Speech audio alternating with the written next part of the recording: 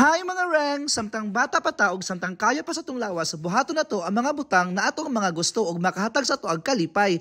Kaya I do believe the saying that it's better to collect memories than to collect things. Da English pack!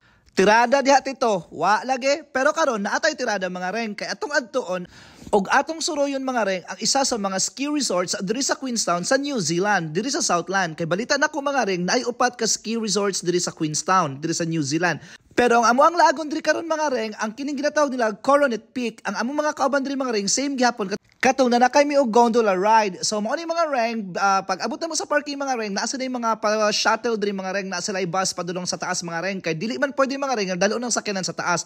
Pwede nimo dalo ng sakyanan sa taas mga reng. Pero pang drop off area lang siya mga reng. Kailangan jud ka mo balik sa ubos og mangita kag parking. So mao ni mga reng nga naog na mi sa ilahang shuttle mga reng. Og by the way mga reng, ang ilahang bus mga reng, ilahang shuttle free ra ni mga reng. So mao ni mga reng ang Coronet Peak mga reng. Mao ni ang first time nga nakaadto ko diri sa Coronet Peak. Kauban sila Darrell og ilahang mga partners sila malaki og etc. sila Prince.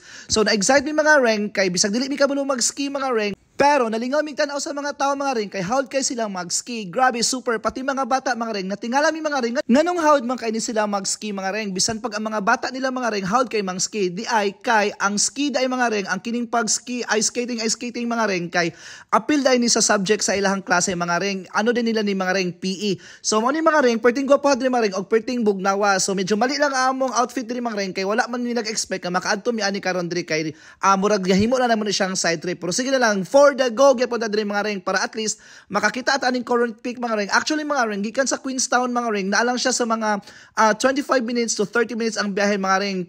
Dili kay siya layo mga reng. Pero tama po dinig abutin mo sa taas man mo imong brake lining. Char. So mao to mga reng diri mga reng perting bugnawa mga reng og nalingaw mig tan-aw sa mga tawo nga hawd kay mga ski mga reng. Mao to mga reng naka-realize ko mga reng nga kung sa una nag-practice pa lang kog ski mga reng apil unta ko diri karon mga reng magpaligid ay magpadidit unta ko gamit ilang mga ski board mga reng. Pero unsa ron mga reng sa amo ang bukid mga reng palwa man sa lubi ang akong na-experience sakyan mga reng. Mga gisip pa jud imo mga shorts kay mabagno sa yuta. Kinsa naka-experience ana, di ba naka-experience pud mo no? Yes, oh yes na lang para daghan ta. So man ni mga reng, murag nibalik ang akong inner child mga reng, nagsigog sabwag-sabwag aning ilahang snow mga reng, murag asin kadagko mga reng, perting bugnawa mga reng og lipay kay mga reng, murag mi di balik pagkabata. So sila malaki pud mga reng, ang ilahang mga parjas and etc. naglakaw-lakaw pud sila mga reng kay nagpicture-picture kay dako man kaning Coronet Peak mga reng. Oh, pina heart sign mga reng. I love the snow really. Unsa daw? Char! So mo to mga reng, as you can see mga reng, perting daghana diha nga naga ski mga reng og si Roxanne mga reng nahingog post kay gitugnaw na.